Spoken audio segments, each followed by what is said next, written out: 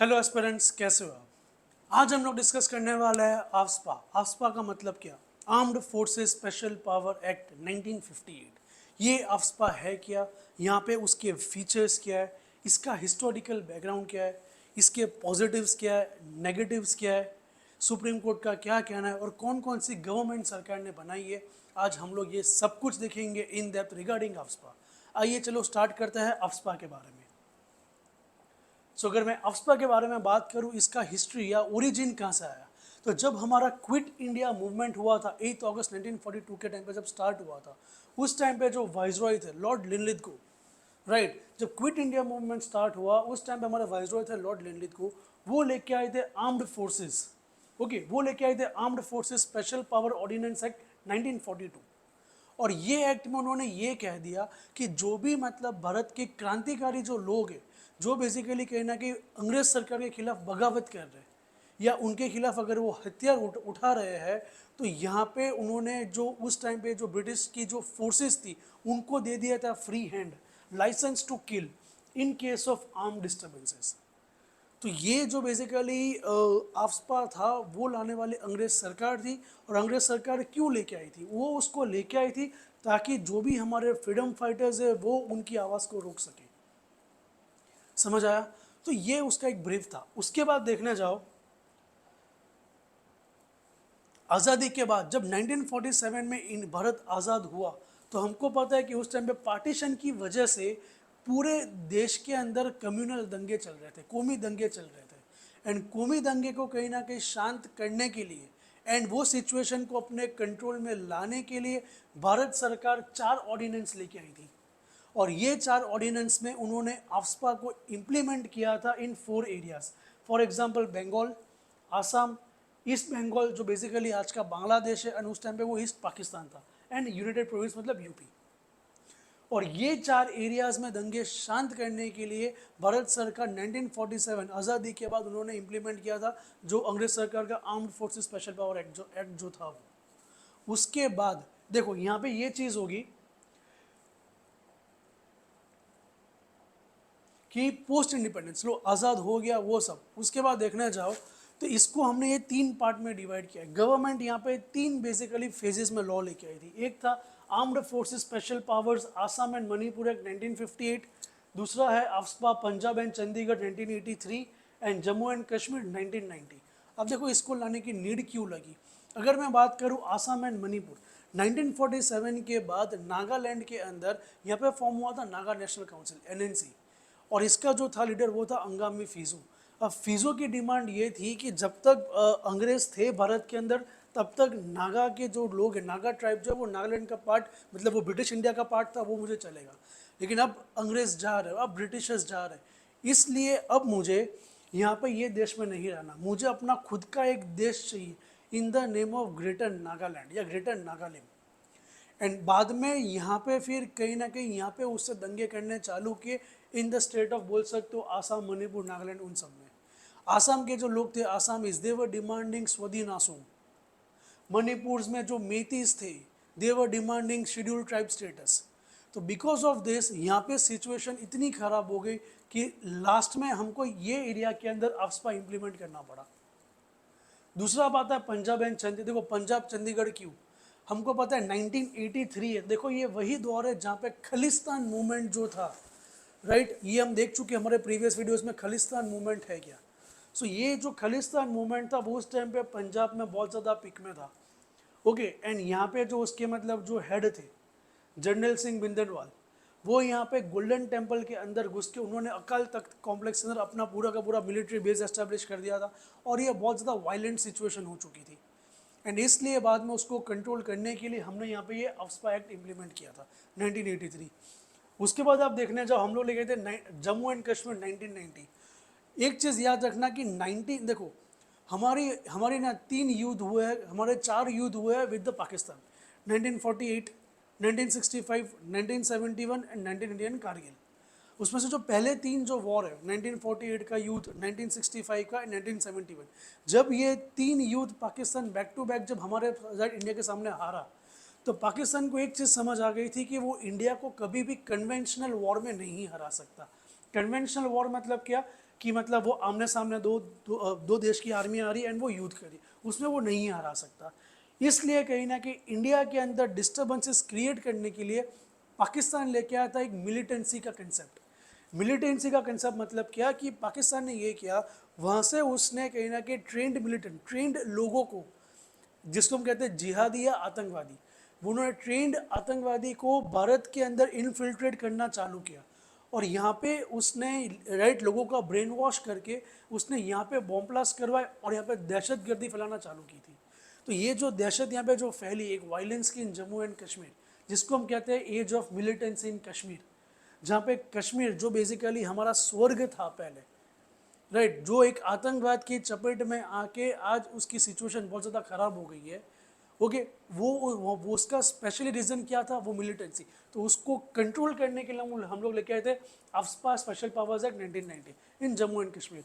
तो ये आप देखने जाओ तो ये एक इसका ब्रीफ हिस्ट्री है कि इंडिपेंडेंस से पहले क्विट जिसको लेके आने वाले कौन है, अंग्रेज, जस्ट टू कर्ब दी वो crush the voice of our Indian freedom fighters. उसके बाद जैसे हमारा देश आज़ाद हुआ तो पार्टीशन की वजह से राइट यहाँ पे कौमी दंगे हुए थे, तो उसको कंट्रोल करने के लिए हम लोग ने 4 स्टेट के अंदर Bengal, east Bengal, Assam and United Province, वहाँ पे हमने आफ्सपा इम्प्लीमेंट किया।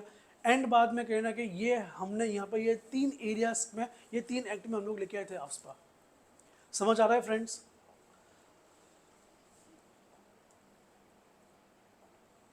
अब बात करते हैं कि आफ्सपा है क्या। अभी तक तो हमने सिर्फ इसका हिस्ट्री देखा। अब बात करते हैं इसके स्पेशल फीचर्स या इसके प्रावधान क्या, यहाँ पे क्या मतलब सेंट्रल गवर्नमेंट है उनको क्या अधिकार है, या आर्म्ड फोर्सेस है उनको क्या क्या अधिकार मिलते हैं वो। आइए चलो देखते हैं कि पहला फीचर क्या है। पहला फीचर देखने जाओ तो यहाँ पर याद रखना कि सेंट्रल गवर्नमेंट या स्टेट गवर्नमेंट या यूटी का एडमिनिस्ट्रेशन वो किसी भी एरिया को डिस्टर्ब्ड एरिया डिक्लेयर कर सकता है, राइट। एंड ये डिस्टर्ब्ड एरिया में बाद में वो यहाँ पे अफ्स्पा इंप्लीमेंट कर सकता है। और यहाँ पे अफ्स्पा के अंदर आर्म्ड फोर्सेस और सिक्योरिटी फोर्स मतलब सीआरपीएफ, सीएपीएफ, बीएसएफ, उन सबको यहाँ पे फ्री हैंड मिल जाता है अपना रूल करने के लिए या अपना एक रोल प्ले करने के लिए। समझ आ रहा है फ्रेंड्स? तो सबसे पहले इसको यहाँ पे इम्पोज कौन कर सकता है, इम्प्लीमेंट कौन कर सकता है? सेंट्रल गवर्नमेंट या स्टेट गवर्नमेंट, वो किसी भी एरिया को डिस्टर्ब एरिया डिक्लेयर कर सकते हैं। अब यहाँ पे आपका क्वेश्चन ये आएगा कि सर डिस्टर्ब्ड एरिया मतलब क्या, उसको हम कैसे डिक्लेयर कर सकते हैं? तो यहाँ पे आप देखने जाओ तो आफ्सपा का सेक्शन 3 है। सेक्शन 3 ये कहता है कि स्टेट या यूटी या सेंट्रल गवर्नमेंट वो पूरे एरिया में मतलब अपने एक राज्य के किसी भी एक छोटे से हिस्से में या पूरे राज्य को वो डिस्टर्ब्ड एरिया डिक्लेयर कर सकता है अगर वो एरिया के अंदर इंसर्जेंसी या टेररिज्म की एक्टिविटीज पाई जाए तो। इंसर्जेंसी मतलब कि ये देश से हमको अलग होना है या कोई आतंकवादी संगठन वहाँ पे अगर एक्टिव है एंड वो अपना यहाँ पे बेसिकली वहाँ से फिर वो गवर्न कर रहा है। ओके, तो section 3 of the AFSPA says that कि स्टेट या यूटी का कुछ एरिया या पूरा एरिया जहाँ पे इंसर्जेंसी या टेररिज्म अगर वो चल रहा हो तो उस एरिया को सेंट्रल गवर्नमेंट या स्टेट गवर्नमेंट या यूटी एडमिनिस्ट्रेशन वो उसको डिस्टर्ब्ड एरिया डिक्लेयर कर सकती है अंडर द आफ्सपा। एंड ये बाद में यहाँ पे armed forces and security forces को फ्री हैंड मिल जाएगा अपने वे में वो सिचुएशन को कंट्रोल करने के लिए। ये पहला फीचर समझ आया कि इसको इंप्लीमेंट कौन कर सकता है। अब आते हैं दूसरा। अब देखो यहाँ पे क्या है, अब सपोज कोई एक इंडिविजुअल या कोई पर्सन है, कोई व्यक्ति है, क्लियर। अगर ये व्यक्ति से देखो दूसरा फीचर क्या, अगर कोई व्यक्ति कानून के खिलाफ जाके कोई एक्टिविटी करता हो या कोई वो बेसिकली गैर कानूनी हरकत कर रहा हो या फिर वो बेसिकली अपने साथ कैरिंग आर्म्स मतलब अगर वो अपने साथ हथियार कैरी करता है या अगर वो आर्म्स रख रहा है तो यहाँ पे सिक्योरिटी फोर्सेस या डिफेंस फोर्सेस, आर्म्ड फोर्सेस को ये अधिकार है कि वो उस पर्सन को वो मार सकती है या वो उसके ऊपर गोली चला सकती है विदाउट एनी वारंट। समझ आया कि अगर कोई व्यक्ति अपने पास हथियार रख रहा है या अगर वो कोई मतलब एंटी नेशनल एक्टिविटी कर रहा है तो ये यहाँ पे फिर जो सिक्योरिटी फोर्सेस है या फिर जो बेसिकली आप बोल सकते हो कि आर्म्ड फोर्सेस है उनको ये अधिकार है कि वो उस व्यक्ति को मार सकते हैं या उनके ऊपर गोली चला सकते हैं without any kind of warrant of permission. ये देखो ये है बेसिकली इसका स्पेशल फीचर। दूसरा देखो इसका तीसरा फीचर क्या है, इंडिविजुअल। अगर कोई व्यक्ति गुनाह करता है या मुझे लगता है कि वो कोई गुनाह करने वाला है, देखो यहाँ पे बेसिकली अजम्पशन आ रहा है दोस्तों कि मुझे लगता है कि वो कोई गुनाह करेगा, तो मैं उस व्यक्ति को अरेस्ट कर सकता हूं विदाउट एनी अरेस्ट वारंट। देखो तो यहाँ पे फिर से वर्ड आया प्रिजम्पशन। मैं सिर्फ मुझे लग रहा है कि ये कोई बेसिकली गुनाह करेगा या ये फिर कोई कांड करेगा, तो जाके मैं उसको पकड़ सकता हूँ और उसको पकड़ने के लिए जेल में डालने के लिए मुझे कोई अरेस्ट वारंट की ज़रूरत नहीं है। बाद में देखो इसका बाद में फीचर क्या है, मुझे लगता है कि यहाँ पे बेसिकली कोई घर में मतलब कोई आतंकवादी छुपा है या यहाँ पे कोई संगठन को हेल्प करते हो आप, तो मैं आपके घर में घुस के आपकी घर की तलाशी ले सकता हूँ और मुझे आपके घर के अंदर घुस के आपकी घर की तलाशी लेने के लिए मुझे कोई भी सर्च वारंट की ज़रूरत नहीं है।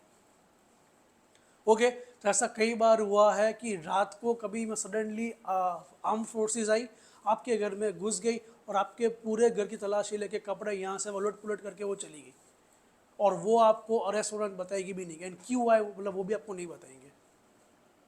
ये है इसका देखो मतलब देखो कि मैं आपको मार सकता हूँ विदाउट एनी वारंट, मैं आपको जेल में डाल सकता हूँ विदाउट अरेस्ट वारंट, मैं आपके घर की तलाशी ले सकता हूँ विदाउट सर्च वारंट। आप देखना चाहोगे कितना मतलब यहाँ पे अफसरों में मतलब एक फ्री हैंड दिया जा रहा है आर्म्ड फोर्सेस को। साथ साथ में मुझे ये लगता है कि सपोज कोई बिल्डिंग है पर्टिकुलरली या कोई कॉम्प्लेक्स है या कोई घर है और मुझे लगता है कि ये जो कॉम्प्लेक्स है या ये जो बिल्डिंग है वहाँ से इसका यूज़ राइट जो आतंकवादी संगठन है या जो इंसर्जेंट ग्रुप है वो अपने बेनिफिट के लिए यूज़ कर सकती है या उसका यूज़ कर रही है, तो मेरे पास ये अधिकार है कि मैं वो पूरी की पूरी बिल्डिंग को डिमोलिश कर सकता हूँ। सो देखो ये हमने अभी तक जितना भी देखा उन सब में क्या यहाँ पे एक वर्ड कॉमन है और वो वर्ड क्या है, प्रिजम्पशन, कि मुझे लगता है। एंड जब भी आपका वर्ड प्रिजम्पशन आएगा ना कि मुझे लगता है, वो मतलब ह्यूमन माइंड आता है यहाँ पे। अब हर किसी का मुझे लगता है कि तुम कुछ करोगे, मुझे लगता है कि तुम ये कर रहे हो, ओके तो ये यहाँ पे ऐसे आपके लॉ नहीं चलते, ऐसा लॉ नहीं होना चाहिए। समझ आया दोस्तों, ये इसका फीचर था।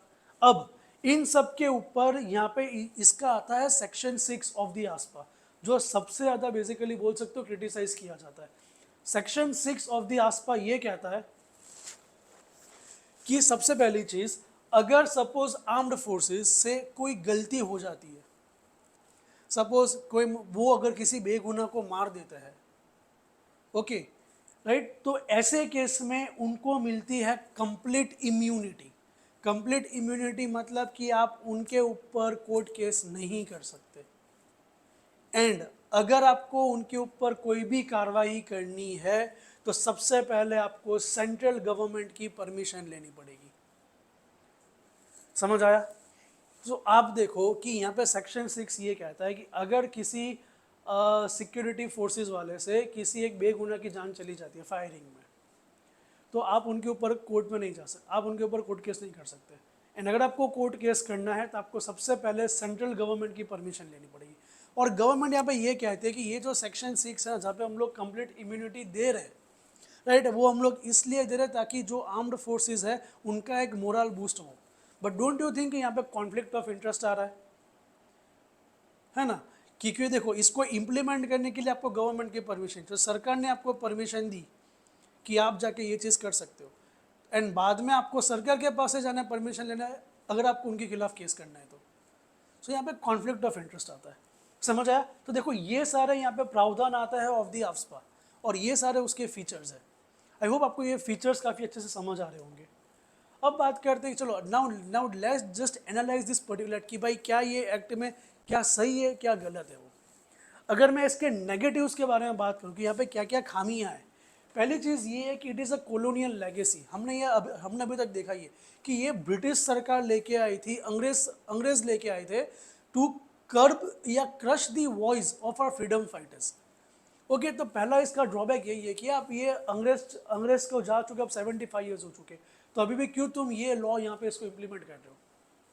दूसरा यहाँ पे क्वेश्चन ये आता है कि ये जो सिक्योरिटी फोर्सेस है वो यहाँ पे ह्यूमन राइट्स वायलेट करती है। ह्यूमन राइट वायलेशन मतलब किसी को भी मतलब वो मार सकती है अजम्पशन पे कि मुझे लगता है तुम कोई भी कांड करोगे, या वो किसी को भी पकड़ के जेल में डाल सकती है, या किसी का भी घर में घुस के राइट वो उनकी तलाशी ले सकती है, या किसी का भी घर या किसी का भी बिल्डिंग उसको मतलब उड़ा सकती है या डिमोलिश कर सकती है। सो यहाँ पे आप ह्यूमन राइट्स को वायलेट करते हो। ओके, तीसरा यहाँ पे रूल यह आता है सेक्शन 6, राइट, जैसे हमने अभी डिस्कस किया। सेक्शन 6 क्या कहता है? ब्लैंकेट इम्यूनिटी, कि आप अगर उनसे कोई गलती हुई तब उनके ऊपर केस नहीं कर सकते। भाई ये तो क्या बात हुई यार, आप खुद तो सोचो। एक तो आप गलती करो एंड गलती करने के बाद हम आपके ऊपर बेसिकली कार्रवाई भी ना करें, उसका क्या मतलब है?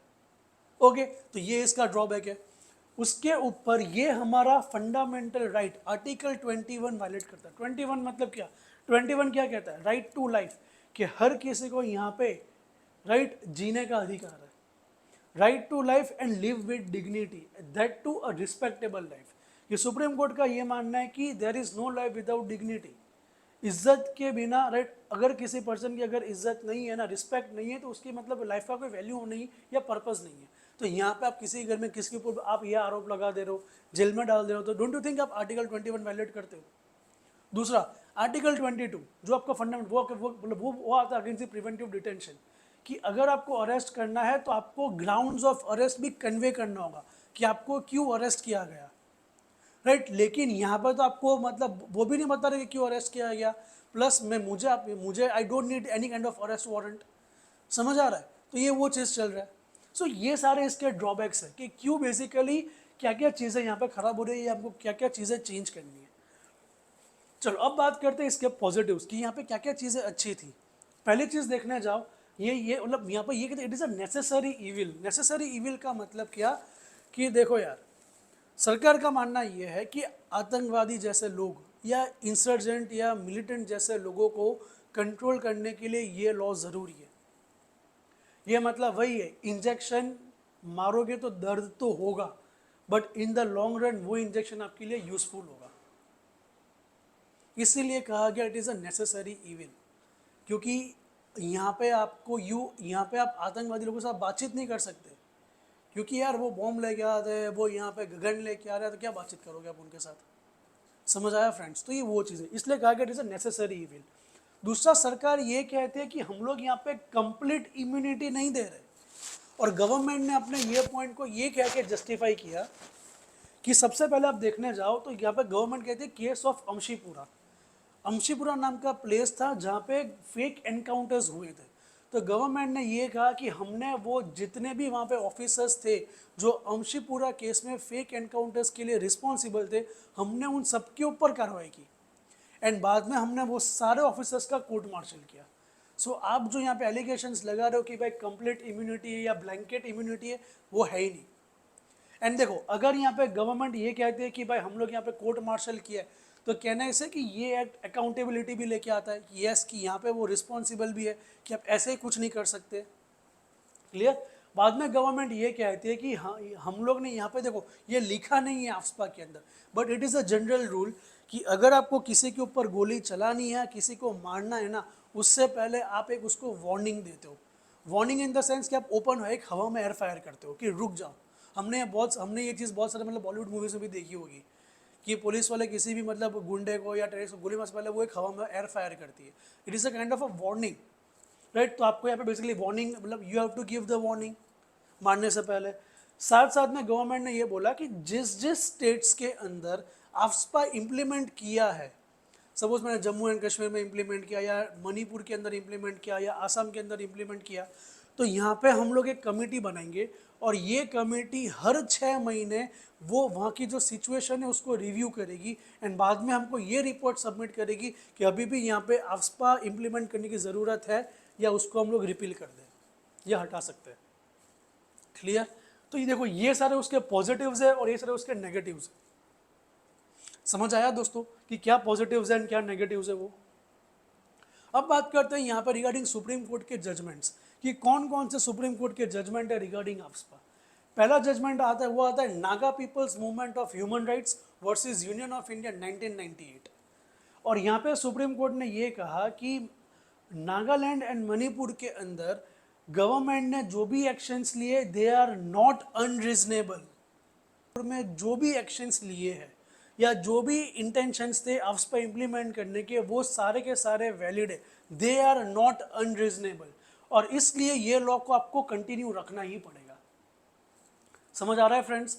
ये पहली चीज। दूसरा जो कोर्ट का जजमेंट था वो ये था, extra judicial killing of victims family versus union of India 2016। यहाँ पे ये था, मणिपुर के अंदर अराउंड 1500 बेसिकली किलिंग हुई थी। ओके, मोर देन 1500 किलिंग्स हुई थी मणिपुर के अंदर बिकॉज ऑफ आफ्सपा। तो यहाँ पे ये हुआ कि गवर्नमेंट ने उसको यहाँ पे कोर्ट ने उसको रिव्यू किया कि ये जो आपने लोगों को मारा है वो यहाँ पे वो फेक एनकाउंटर्स थे या नहीं थे। और बाद में सुप्रीम कोर्ट ने ये कहा कि majority of the deaths in the disturbed areas are fake encounters. Right, कि आप जितने भी मतलब एनकाउंटर्स कर रहे हैं ना वो सारे के सारे फेक एनकाउंटर्स है। राइट, और यहाँ पे क्लियर कट बोला सुप्रीम कोर्ट ने कि आप यहाँ पे सेक्शन 6 का मिसयूज उठा रहे हो। जस्ट बिकॉज आपके पास इम्यूनिटी है उसका मतलब ये नहीं है कि आप कुछ भी मार सकते हो। ओके, तो यहाँ पे कोर्ट ने फिर से क्रिटिसाइज, एंड बाद में ये पर्टिकुलर जो एक्स्ट्रा जुडिशियल किलिंग हुई थी उसके अगेंस्ट यहाँ पे PIL फाइल हुआ था 2017 में। और यहाँ पे कोर्ट ने अब ये कहा कि अब से जो भी फेक एनकाउंटर्स के केस अगर सामने आते हैं तो ये केस को तुरंत CBI को फॉरवर्ड कर दिया जाएगा, एंड CBI यहाँ पे उस केस के अंदर यहाँ पे अब इन्वेस्टिगेशन करेगी। क्लियर? तो ये थे रिगार्डिंग सुप्रीम कोर्ट जजमेंट से कौन कौन सी चीज़ें हुई थी वो। एंड बाद में आप देखने जाओ तो अब बात करते हैं कि कौन कौन सी गवर्नमेंट कमिटीज़ यहाँ पे फॉर्म हुई है और वो कमिटी का क्या व्यू है। तो यहाँ पे सरकार की 2 कमेटी फॉर्म हुई थी, BP जीवन रेड्डी कमेटी और दूसरा था संतोष हेगड़े कमेटी 2013। BP जीवन रेड्डी कमेटी 2005 में ये कहते हैं कि भाई ये आप आफ्सपा को हटा ही दो, हमको ये आफ्सपा चाहिए ही नहीं क्योंकि आफ्सपा में बहुत सारे फ्लॉज है। राइट, तो ये इसको आप कंप्लीटली निकालो, इसका कोई काम नहीं है। और दूसरा कि ऑलरेडी हमारे पास ऊपा है, ऊपा का फुल फॉर्म क्या है, अनलॉफुल एक्टिविटीज प्रिवेंशन एक्ट, तो आप उसमें ही आप अपना कुछ स्ट्रिक्ट प्रोविजन डाल दो। बट यहाँ पे आप ये जो बेगुनाह लोगों को मार रहे हो वो चीज़ नहीं चलेगी, तो आफ्सपा को आपको हटाना ही पड़ेगा। और दूसरा यहाँ पे जो कमेटी था वो था संतोष हेगड़े कमेटी 2013। वो ये कह रहे हैं कि यहाँ पे आपने जो आर्म्ड फोर्सेस को जो डिस्प्रोपोर्शनेट जो पावर दिया है, कुछ भी मतलब उनको किसी को भी मार सकते हैं, किसी को भी अरेस्ट कर सकते हैं, किसी के घर में भी घुस सकते हैं, एंड अगर वो किसी को मार देते हैं उनके ऊपर मतलब कार्रवाई नहीं हो सकती है विदाउट दी गवर्नमेंट परमिशन, वो सब नहीं चलेगा। राइट, तो यहाँ पे ये कमेटी का BP जीवन रेड्डी कमेटी का व्यू है और ये संतोष हेगड़े कमेटी का व्यू है। ओके, सो आई होप आपको ये पूरा का पूरा ये आफ्सपा का पिक्चर समझ आया कि आफ्सपा है क्या, उसका वो हिस्टोरिकल बैकग्राउंड क्या है, क्या क्या उसके प्रावधान है, पॉजिटिव्स क्या है, नेगेटिव्स क्या है, सुप्रीम कोर्ट के क्या जजमेंट्स और कौन कौन सी गवर्नमेंट कमेटी फॉर्म्स हुई है वो। Okay, for more videos like this go and subscribe our channel. Right, and thank you so much. नमस्ते।